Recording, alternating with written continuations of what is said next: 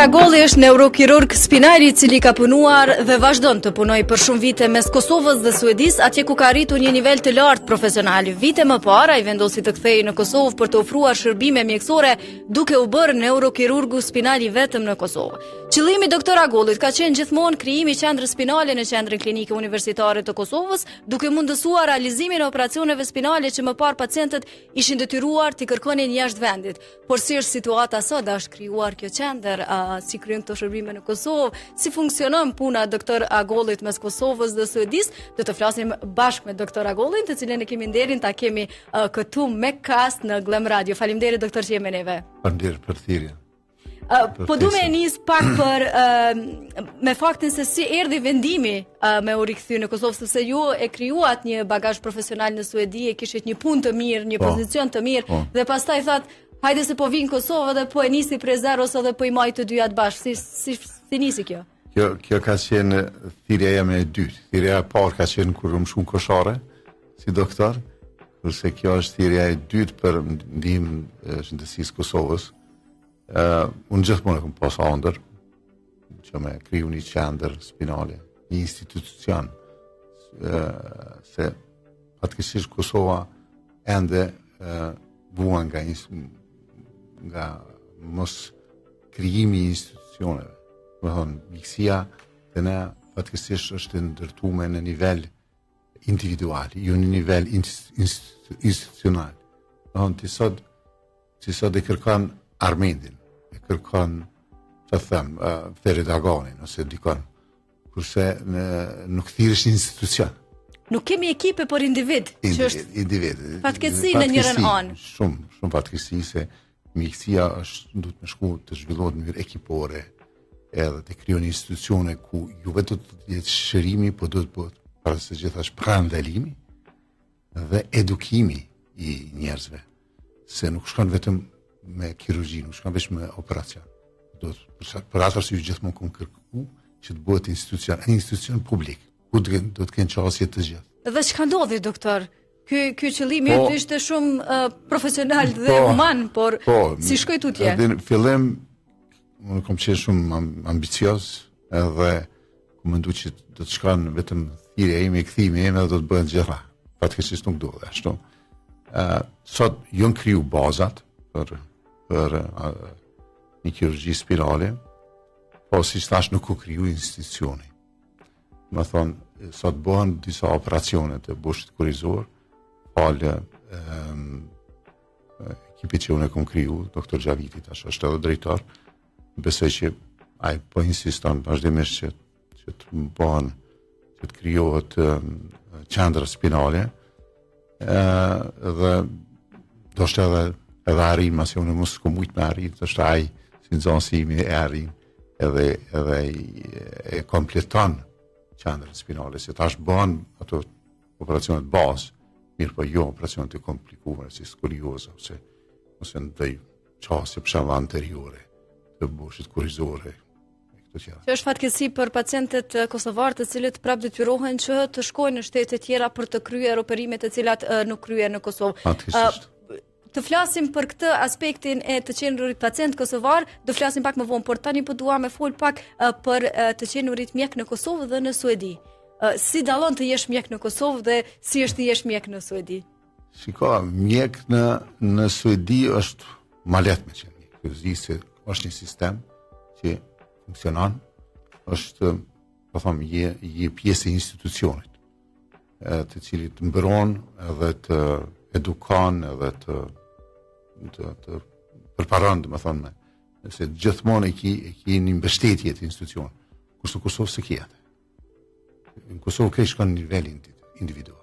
Nuk ka mjeku, për shembull, në Suedi mjeku I ka të pagume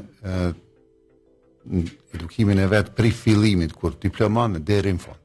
Që do më thonë ajo, gjitha kursit I ka të pagume. Gjitha konferencat I ka të detyruar edhe të paguar. Do të thonë, shkon një konferencë jashtë Suedisë, edhe I ka dy brenda Suedisë I ka të paguara, edhe të detyruar. Kurse në Kosovë nuk I ke ato. Këtë edukimin e vazhdueshëm profesional sikur duhet ta kërkosh vetë. Ashtu është. duhet me kërku vetë dhe duhet me investu vetë. Prandaj jemi kështu duke kërku emra, individ, emra të përvetshëm, jo ekipe. Po. Aty është problemi. Domethënë, edhe ata që shkojnë për shembull në për nuk e përçojmë ande dijen. Ne për shembull nëse shkojmë në konferencë, jashtë, ne jemi kontentuar që të përçojmë atë dije që kemi fituar në atë konferencë, në ato kurse. Do thonë me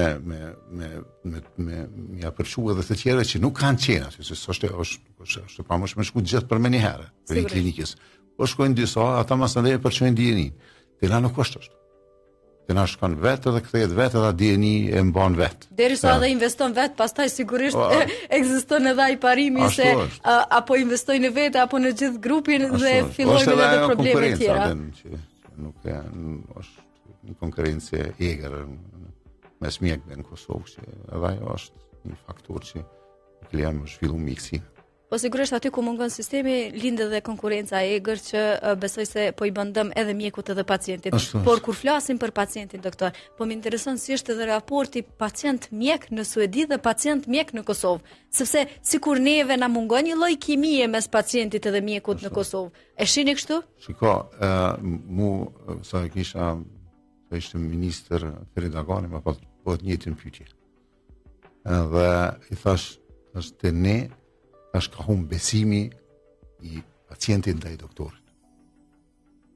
Edhe me këtë, mjeku është i hendikepuar. Gjysma e shërimit të pacientit është besimi në doktor. Gjysma tjetër mandej janë metodat tjera, barnat, operacioni, fizioterapie, gjitha që vinë me radhë. Për këtë arsye mjeku në Kosovë është i hendikepuar. Krahasim me mjekun që është në Suedi apo mos them Shkup. Se atje kanë halo ma shumë besim, më thëmë, sot do shkriju një anomali që pacienti kosovar ma shumë i beson mjekut me një nacionalitet tjetër, se vetë... Mjafton të ketë një emër turk apo maqedon duket më i besueshëm dhe kjo është fatkeqësi. Kjo fatkeqësi. Kështu që ne aty është problemi. Ne duhet me kriju, me ndërtu, me kriju institucione, me kriju mënyra se si me kthy besimin e pacientit tek doktori. Pacienti kur vjen te ne në Kosovë është i hutum, është i frikësum, është me angth. Ato çfarë do të bëhet? Ose për shkak kur jap një operacion ai një herë bllokohet, ose kur jap një diagnozë një herë se çka se nuk ka faj. Se s'është i informuar. Nuk ka edhe në sistemi si funksionon. Nuk ka mundësi ai me ndrua atë pjesë. Që me qenë pacient në Kosovë me të vërtetë është sfidë. Për dallim nga pacienti suedez, si janë pacientët suedez? Pacienti suedez më së pari relaksuar. Nuk e ka atë problematikë. Okej, diagnoza është problem. Ai është ka diagnoza që s'mund të zgjedhë në Suedi atë. Po megjithatë nuk e ka në atë barrën, më së pari ka besim si institucion. Derisa për shembull pacienti në Suedi shtyn me operu, se ka qef një herë me kalu një jetë me qenë aktive edhe me punu, në Kosovë gjithmonë thot, a ka diçka doktor që s'më operu, po me diçka tjetër më shnosh, e kjo tregon që s'ka besim, se ai me pas besim një herë kërkon më të mirën. Sigurisht. Se ti do të më ofru pacientit më të mirën, jo më të lehtën, më të mirën. Unë i tham, operacioni është kur duhet më bëj, jo kur kisha ti. Sigurisht. Edhe kjo është ajo, po mendoj që ne do të punu shumë në kthimin e besimit, në edukim të pacientit, gjithashtu përveç edukim të doktorëve, do të edukim. Pacienti është i bombarduar me informata të mira, të nevojshme për smundjen që e ka. Qoftë duke filluar kur të merr barrin, për shembull aty i disa broshura të ndryshme për smundjen që i kiti, aty mund të lexoj. Qoftë me televizion, qoftë me Facebook, informata të nevojshme, jo informata prej burimeve të pabesueshme, sigurisht. Mjekëve. Unë tham ka herën thoj zë burdusha, den që na japin informata. Të gjitha, ata janë gjitholog, mandej, është sikur ky doktor Google ku të gjithë vendosin informacione dhe bombardohen me informacion të gabuar. Po flasim për informacionin dhe po du me ndal pak edhe te fakti që ne shumë shpesh e diagnostikojmë veten, doktor. Nuk njoh çdo dytin apo tretin shqiptar që s'do të kam spondilozë. Çka është spondiloza dhe si diagnostikohet? Kush duhet me diagnostiku apo na vet kështu me vazhdim? Spondiloza është më shumë një diagnozë radiologjike, nuk është diagnozë klinike. Spondiloza është, si më thon, plakje e bushit kurrizor. Kështu që ajo mundet, to është dallimi për shembull se ne nuk duhet të bazohemi krejt në imazhe radiologjike ose në analiza. Se 70% e diagnozës edhe sot prej anamnezës, prej fjalëve që ti thot doktor, pacienti dhe prej ekzaminimit fizik që e bën, që fatkeqësisht na është ka redukohet. Po kur shkon te mjeku edhe pacienti është mësuar që ashtu më herë ta çet CD-n ose rentgenin ose ta çon për shembull përmes Facebook-ut ta çon një rentgen çka kam doktor. S'ka zon kur gjë çka ka. Që atë aden është shumë më rëndësi klinika që sot ne e kena pas përpara, për shembull, mjekët e vjetër hala sot, kur vjen pacienti e kontrollon si duhet, i bën gjitha ekzaminimet, edhe mandej koncentrohet në këto analizat shtesë që janë vizit laboratorike dhe imazhe. Në bazë të asaj, më së ndaj, unë them se diagnoza është si një puzzle, edhe tash pak aty edhe vjen të re, hapet, edhe shqe kjo qenë ka. Mesazhi mos ta diagnostikojmë veten, shkojmë te doktori. Po. Sepse spondilozë, sikur dëgjoj të gjithë që thon kam spondilozë, kam dhimbje qafe, kam dhimbje shpine dhe ndoshta mund të mos jenë efekte të diagnozës që vetë ja vendosin vetes, por mund të jetë komplet diçka tjetër që sigurisht diagnostikohet sakt nga doktori. Unë po kërkoj prindëritit me na vendos pak muzikë, po relaksojmë pak bisedën me muzikë, por i kthehemi prapë sepse kemi ende shumë për të biseduar.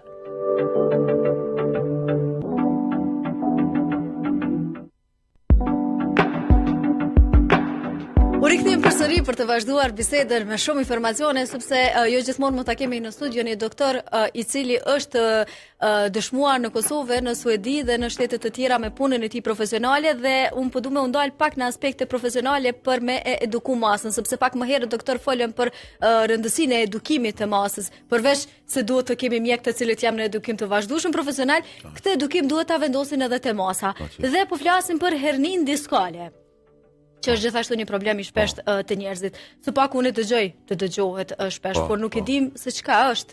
Ndoshta të flasim pak se çka është, si diagnostikohet e si trajtohet. Hernia diskale zakonisht paraqitet prej moshës 30 deri 45-50 që aty është. Fatkeqësisht na ja ka filluar më herët. Domethënë moshën 20 kom pas pacientë që kom operuar 21, 18, 19. Kjo është për shkak të mos aktivitetit që sot shumica e rinjve ka. Është i lidhur me internet, është i lidhur me punë tjera statike, jo lëvizje, nuk është lëvizje. Hernia diskale është dalje e diskut, i cili është mes dy anazave, i cili zakonisht disku përbëhet prej dy pjesëve, është pjesa e brendshme dhe pjesa e jashtme e diskut. Kjo pjesa e brendshme është si pjesë më e butë dhe kjo del për shkak plastaricës së pjesës së jashtme. Ne them ka guma e brendshme që po ju më afër pacient guma e brendshme, guma e jashtme e një rote.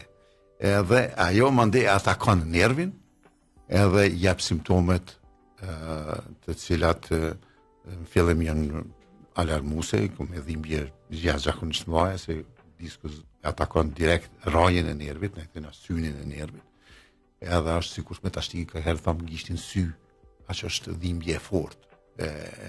Edhe ajo më herë kërkon ndihmë akute, edhe zakonisht kërkon më herë ndihmë te doktori i parë, e unë gjithmonë e preferoj doktorin familjar të takoj, e mandej te fiziatri, e mandej te ekzaminohet, nëse ka nevojë me rezonancë magnetike, e mandej ta kërkojnë në kirurgun spinal. Sigurisht. Tera ndodhe kundërta, tera vjen direkt tera. Dhe pastaj duhet ta dërgosh në shkollët e para për me ardhur në shkollën e tretë. Çdo herë diskale nuk ka operacion, nuk trajtohet me operacion. Ato duhet ta them qartë. 90% të herë diskore shërohen pa operacion.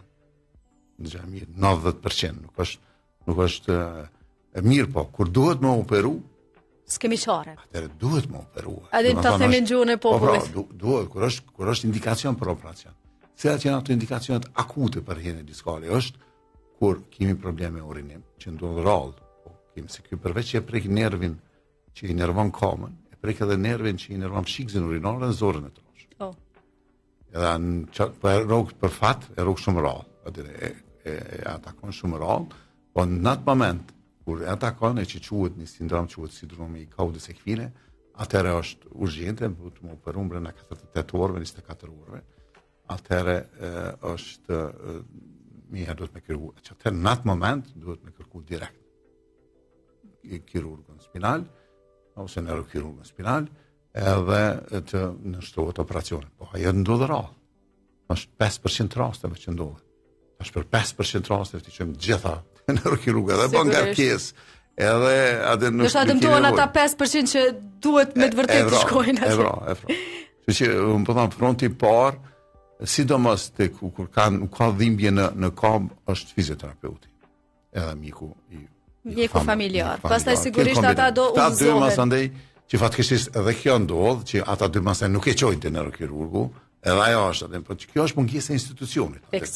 Këtu deshta më dalë te pjesa e parë. Ata mandej shumë fizioterapeutët ka mundësi që disa e ndalin pa nevojë, i bëjnë 15 sata, 30 seanca, e friksojnë mandej gjaj për operacione. Atë kjo është ato probleme që mungojnë institucionet, konkretisht mungojnë protokollet që duhen më respektu, se ndoshta ka protokoll, po nuk i respektojnë. Tani pra vjen shteti në pyetje. Janë mekanizma shtetëror që inspektojnë respektimin e protokolleve. Po bëhet fajtor për shembull një individ dhe sulmohet një doktor, si po dëgjojmë, ose një fizioterapeut, ose një infermier. Sigurisht e gabuar dhe është kulturë që duhet të çrënjoset sepse është thellë brenda shoqërisë tonë. Doktor, një problem tjetër që e hasim, zakonisht dëgjoj shpesh të jem fëmijët e prekur, po mendoj fillon prej fëmirisë e kam përshtypjen skolioza. Sa përhapur është dhe sa e rëndësishme të trajtohet në kohë. Po, skolioza është, sidomos që të regionin këto ku jemi ne në Ballkan, është mjaft e përhapur. Skolioza është më shumë, kisha thonë, si gjenetike, edhe në ka etiologjia është gjenetike, shkaku është gjenetik dhe të na është një gjë që vazhdimisht prodhon skolioza. Shkaku që thash është gjenetik edhe idiopatik, nuk dihet ka vjen. Është mirë që të bëhen këto kontrolla sistematike që të cilat kanë qenë përpara shumë shpesh kështu tash nuk janë në kontrolla sistematike të fëmijëve në shkolla. Se është shumë lehtë me një test të adamsit. Një herë diktohet ka skolioza, edhe në fillim nëse zgjihet skolioza mund të trajtohet në konservative, pa operim, me kurset, me fizioterapi, me natë, dhe kjo është një kosto shumë e madhe me trajtu skoliozën me operacion, kushton mbi 20.000 euro, edhe është rreziku shumë i madh për dëmtim të palës skolizore. Kështu që prapë silëm që s'kem institucion. Sistem që sigurisht nis prej hapave të parë. Duhet më parandalu, që është ajo qëllimi i mjekësisë sot moderne është parandalimi, jo vetëm shërimi. Dhe kur flasim doktor për të themi të gjitha këto intervenime që bëhen, janë e thatë edhe vetë që janë me një risk të lartë. Shumica e thamë edhe më herët që nuk bëhen në Kosovë, por ne po flasim për ju që keni ardhur nga Suedia, keni bërë një ekip, e dim që doktor Xhaviti ka qenë i trajnuar, ka ardhur edhe në Suedi, tutje doktor Xhavit Gashi, drejtori i klinikës ortopedisë, që jemi të qatë për të gjithë ata që po na dëgjojnë, por sigurisht unë dua të di më shumë për a ka një ekip në Kosovë, sepse nuk po dua që të mbesim në le të themi duke u varur nga përgatitja e individëve. A ka ekip doktor Xhaviti që në Qendrën Klinike Kombëtare të Kosovës të kryejë operime të tilla? Ai ka kriju një ekip, po mendoj unë e kam lënë, mos e ka zgjeru ekipin me doktor Negjin, doktor Lonin, tash një doktor i ri, doktor Taulanti. Mirë po, problemi është që nuk ka mjete. Kjo është problemi i vjetër. Problemi Po e vjetër ndojmë pak me edhe dëgjuesit. çka është më rëndësi, unë po them, atëherë kur komdeshën ka kushtuar 1 milion euro. Një sallë që dash me bo sikur në Stockholm, me gjitha mjetet. Edhe në shteti i Kosovës liçin e ka neglizhu, po në një farë mënyrë edhe e bëshin hajgara, dhe Armeni kërkon 1 milion euro për Po në fakt 1 milion euro janë shumë më pak se të gjitha ata fëmijë të cilët trajtohen, fëmijë e të rritur që trajtohen jashtë vendit dhe ne paguajmë nga fondi për t'i trajtuar ata jashtë vendit. Po du me nda me dëgjuesit pak, në vitin 2017 e kam përshtypjen, unë kam punuar një historie për doktor Armend Agollin dhe për të arriturat që janë bërë në Kosovë dhe ndër të tjera kam hulumtuar edhe nga puna paraprakëve kolegëve të mi, ku ka qenë një djalë i ri i cili ka qenë i palëvizshëm dhe pastaj është ngritur në këmbë pas operimit, që unë besoj që raste të tilla duhet të vazhdojnë të promovohen dhe të vihen në sy të qytetarëve të Kosovës, sepse ne kemi nevojë për mjek të cilët në Kosovë bëjnë mrekullin, sepse të kemi para dhe të dalim jashtë shtetit të gjithë të dim atë rrugë. Prandaj doktor, po du me u rikthy pak, a ka pasur raste të tilla të cilat në vazhdimsi keni operuar, sa shpesh ndodh suksesi dhe mrekullia në këtë raste, sepse të mos lëvizësh, të jesh i lidhur për karrocë dhe t'ja kthesh ecjen dikujt, është mrekullia vet. Po, këto ndodhen mirë, po them kjo është një zinxhir. Edhe që të rritet këto rastet, që të kem mrekulli, që të bëjmë mrekulli faktikisht, atëherë duhet që të trajtohen qysh në fillim rasti, ju me të ardhë ka fundi. Ka fundi maseni më ski që ka i ban. Ku lëndohet palca, atëre nuk mundës me ndihmu asë në Suedi, asë në Kosovë, asë në Amerikë, asë kërkëm botë. Duhet me parapri, dhe me thonë, qysh në qëfëse ndodhë të fatkesia komunikacion. Qysh atëherë, ne duhet me pas ekipin special se si do të trajton atë pacient.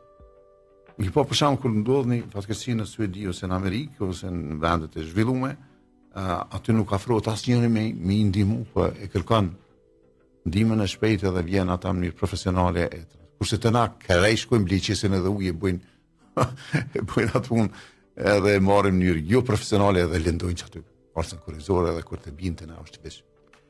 Është e rëndësishme. Pra, dhe kjo është një mesazh i caktuar, doktor, që duhet të jepet të tjerët që në raste të aksidenteve të mos marrin përsipër rolin e profesionistëve shëndetësor, sepse mund të shkaktojë më shumë telashe se sa që duam të ndihmojmë. Është qëllimi i mirë, po në mënyra është e gabuar, sepse nuk jemi të trajnuar për ta bërë një gjë të tillë. Shumë e gabuar, plus po them nuk trajnuan edhe në emergjencë, aty është problemi, ose nuk bën kampanja në këtë drejtim, se duhet të bëjnë kampanja. Mobilizohet në media, sikur që bëhet kampanja për kërkim gjaku, du të ka bëhet edhe këtu kampanja. Si për shembull ndihma e parë, si jepet ndihma e parë ku ka raste për shembull të infarktit akut të zemrës, si jepet ndihma e parë ku ki fatkeqësi. Këto janë vazhdimisht për shembull që i futën sistem në Suedi edhe mandej publiku është informuar edhe din. Por doktor, kur flasim për popullin, unë nuk një dikë, përfshirë vetën, e ndritin që kam këtu, kolegët e tjerë që nuk kanë komi për dhimbje shpine. E ndritin edhe pse shkon në fitness, prap ka ankesa. Nga vinë këto, le të themi, dhimbjet kaq të shpeshta të shpinës? Apo jemi popull që kemi ndonjë gjë të saktuar? Është dikon 80% popullsisë në botë kanë një herë dhimbje shpinë. Është më shpesh. Është shumë shpesh, e në Kosovë është më shpesh, se i kemi një rini edhe një popull në përgjithësi që mos që s'është aktiv fare. Dhe më thonë këto pozita statike janë shkaku kryesor kryesi i smundjeve. Në përgjithësi, po edhe mbushit kurrizor është armiku kryesor. Për shembull, i ke pa në vozit për shembull makinën edhe me një farë mënyre edhe krenohet me ta kompozit 4 orë, 5 orë, s'kom dali, s'kom bo hiç pushim. Kupton, që është gabim. Të na është më keq që po kur shkon në stacion të benzinit, edhe vjen ai ta mush, domethënë ti s'del për makinës, po shkoj vjen ta mush me benzinë dhe çast shumë janë apo parazit, çast shumë e kena bukit popull parazit që s'ta merr mendja. Në Suedi dush me dal vet e mbush vetë, e prapë, pse pe paraziton, pse pe bën parazit këtë popull.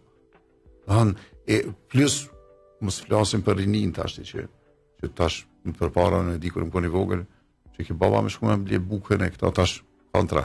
Tash për shkën baba, pja ble bukën frendre, fëmijëve.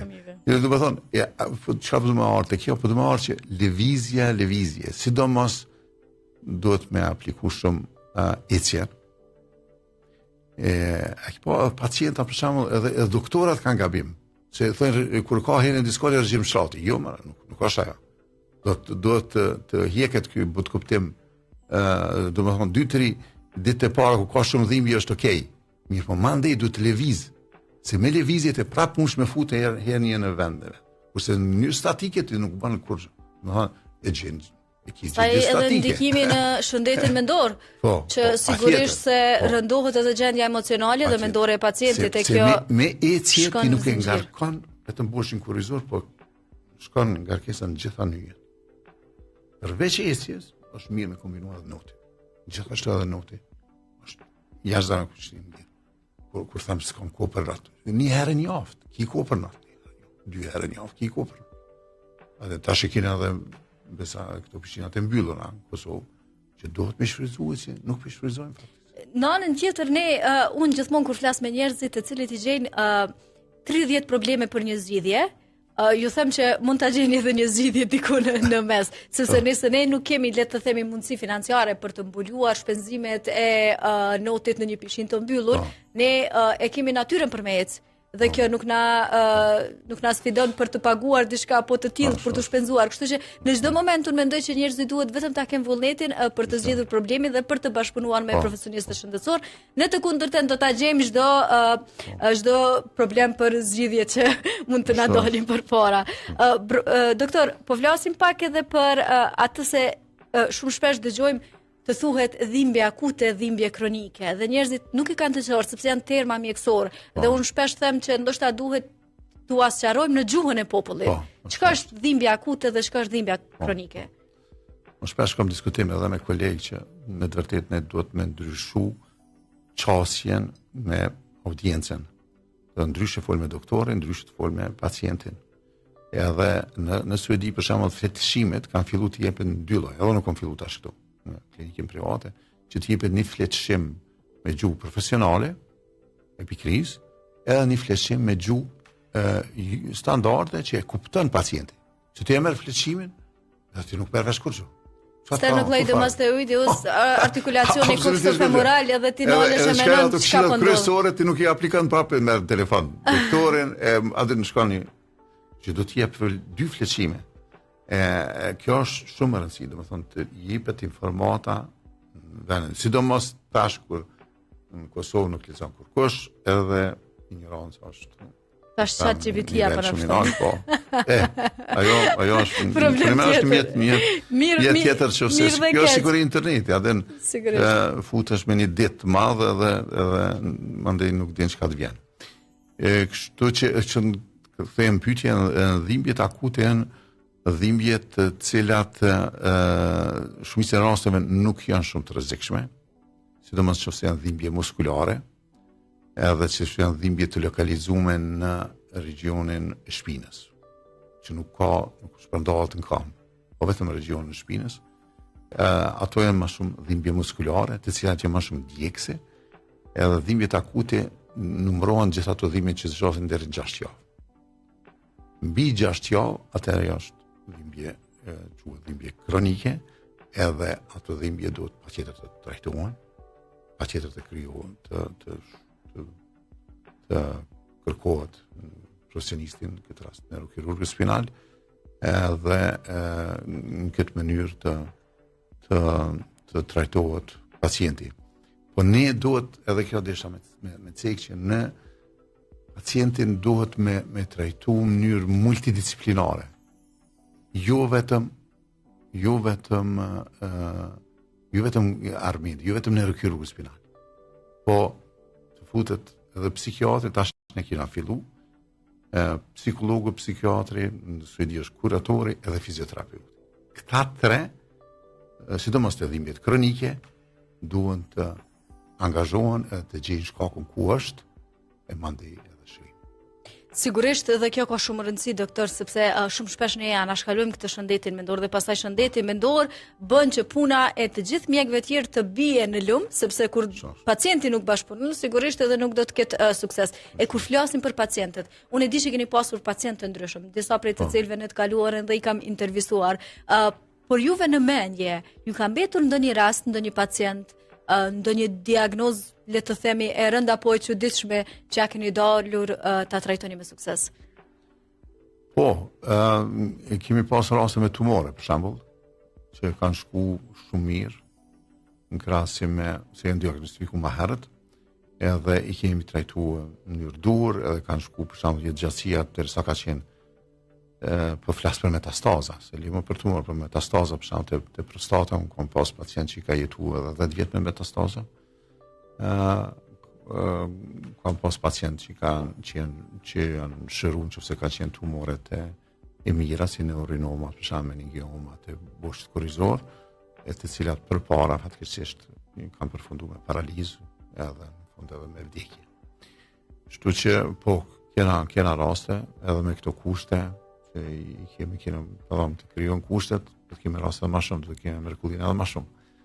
Sigurisht, dhe pastaj vjen edhe ajo pjesa tjetër, sa jemi edukuar ne për të kërkuar në kohën e duhur ndihmën te mjeku. A është kjo një sfidë për mjekun? Ose nëse unë vi shumë vonë, sigurisht. Po fatkeqësisht nuk kemi një sistem të mirë të referencës. Mu ende pacienti më vjen prej pacientit, nuk më vjen prej doktor, por prej pacientit. Ose prej kushis, ose prej tafërme, apo kupton. Kjo është metoda më e keqe e mundshme. Derisa për shembull në Suedi asnjë edhe një pacient nuk më vjen prej pacientit. Kjo do të thonë shumë. Do të thonë unë kam referencat prej zakonisht i kam prej mjekëve të familjar, atje edhe prej fizioterapeutë. Këto dy grupe janë që më shumë të dërgojnë te ne, edhe është pacienti pak a shumë i përpunuar. Veç 10 klinika dërgohet në mënyrë elektronike udhëzimi, të dërgon edhe gjithë analizat, duke përfshi edhe rezonancën, e të mandeja kthen mjekut për familjar edhe i tregon çka me bëu atugjin, nëse është për intervenim e kthen e thirr po mendoj në vizitë, nëse s'është atëherë ja kthen mjekut familjar edhe ai vazhdon mandej me trajtim konservativ. Kjo është një sistem informativ shëndetësor mirë funksional, i cili sigurisht pastaj nuk lën me dështu zinxhiri, sepse ne po flasim sot ende në vitin 2025 shënojmë nëpër libra informacionet e pacientëve tonë dhe pastaj sigurisht se kudo e përcjellim atë zinxhir kur ende shënojmë me laps kimik. Është një lloj fatkeqësie që kurse si të dalim nga kjo strufulla e le të themi keq trajtimit të shëndetësisë në njërin anë dhe të pacientit e doktorit në anën tjetër, sepse po i humbim edhe mjek të doktor. Kemi ardhur në fazën kur sot po lutemi që mjek të jenë në qendrën klinike universitare të Kosovës apo në spitalet rajonale. Sa është problematike në sytë tuaj të shohësh që institucionet publike po na mbesin pa mjek? Po, ashtu është. Edhe pse janë rrit rrugat. Krahasje me përpara për shkak ku e ka pas kur ka marrë atëherë ka qenë rruga doktorit 250 euro. Pa mendoj. Në 2009 kur e marrë në Kosovë, tash ka kalu 1500. Si e pati pranua 250 euro, si të ka ardhur, sepse të vish nga Suedia në Kosovë dhe thosh se do i marrësh 250 euro, nuk e di sa e ke pas rrogën në Suedi, po sigurisht 5-6 pesh po. Ashtu është. Atëherë, po qëllimi është që të shkaf, qëllimi jam nuk ka qenë te rroga. Kur e ke dëgjuar një 250 euro për një mjek, si e ke përbi informacionin? Unë kujtohet një pacient si me shakoja kthen i doktorit, thotë ju e keni rrogën 250 euro. Edhe ky ja kthen i thot po ç'ash vlerë kiti. Po. Apo kupton? Po. Vlera jote është 250 euro. Sa më shumë vlerëson doktorin ç'ash ki vlerë ti, si shëndeti jot ka. Dhe shumë rëndësi. Është investim në mjekun. Është shumë rëndësi, investim në mjekun, investim në aparaturë. Unë po them, sot që tash po kthejmë prapë te kjo.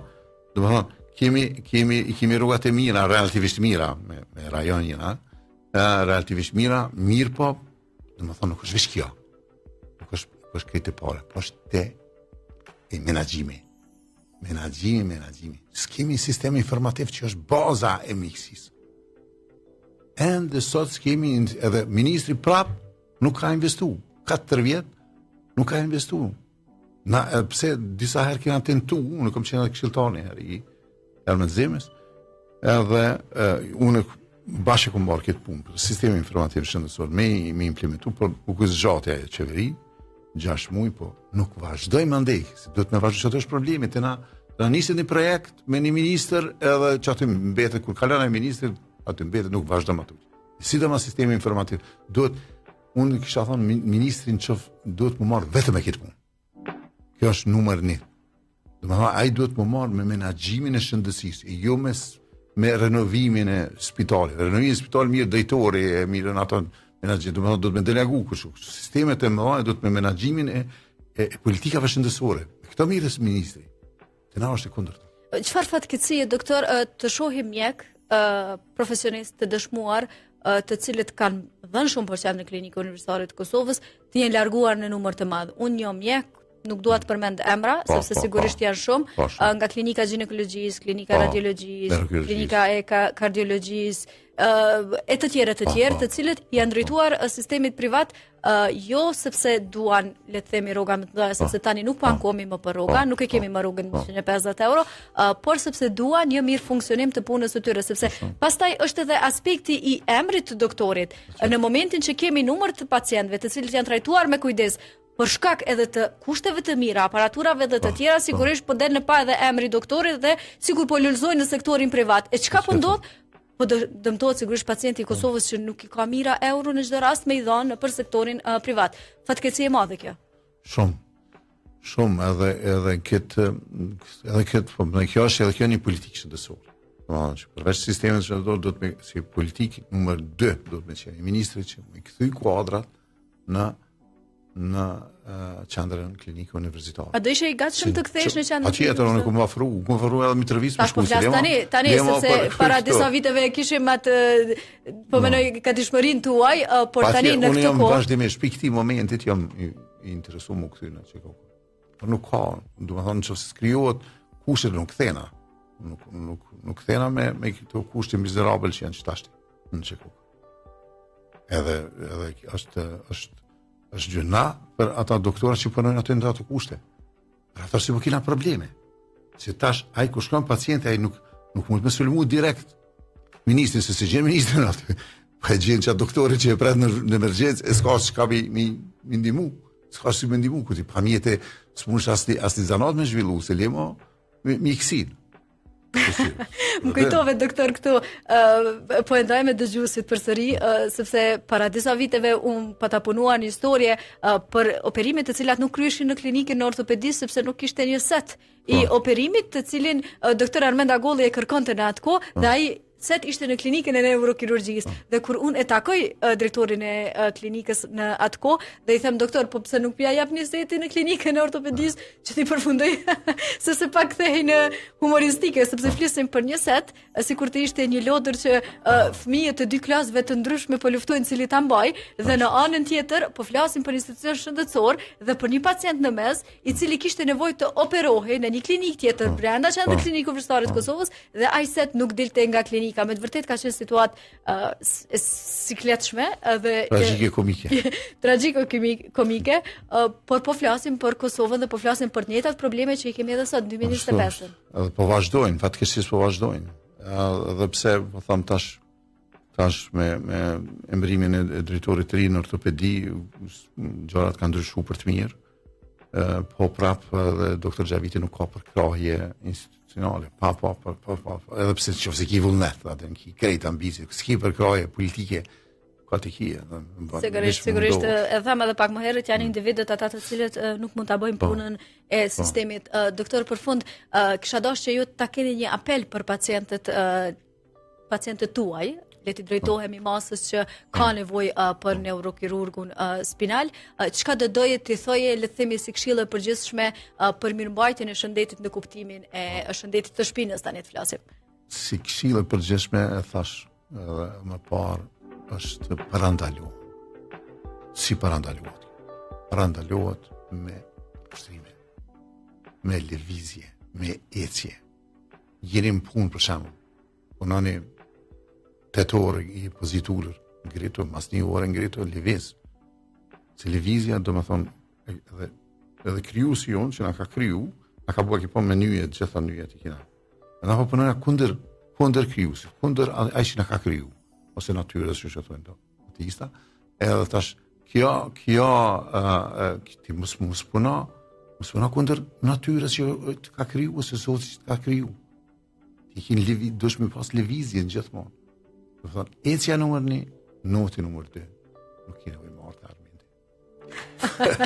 Kështu doktori ja tregoi rrugën, le të themi, pacientëve potencial, të cilët ndoshta për momentin nuk ka nevojë, por në të ardhmen nëse nuk ndjekin këto këshilla, sigurisht do kenë nevojë për ju. Doktor, ishte kënaqësi. Faleminderit shumë. Ishte një intervistë të cilën sigurisht se e kam realizuar me kast në këtë podcast të radhës, sepse gjithmonë unë them që në këtë studio këtu në Glam Radio ftojmë persona të cilët janë të dëshmuar në profesionet e tyre dhe sigurisht se kanë dhënë një kontribut të caktuar në fushat e tyre. Edhe këtu kishim doktor Armend Agolli, neurokirurg spinal, i cili është mes Kosovës dhe Suedisë, por sigurisht asnjëherë nuk e lën kontributin anash profesional ndaj pacientëve kosovar. Sigurisht deri javën tjetër ne miru dëgjofshim, e miru takofshim edhe në kanalin ton zyrtar në YouTube.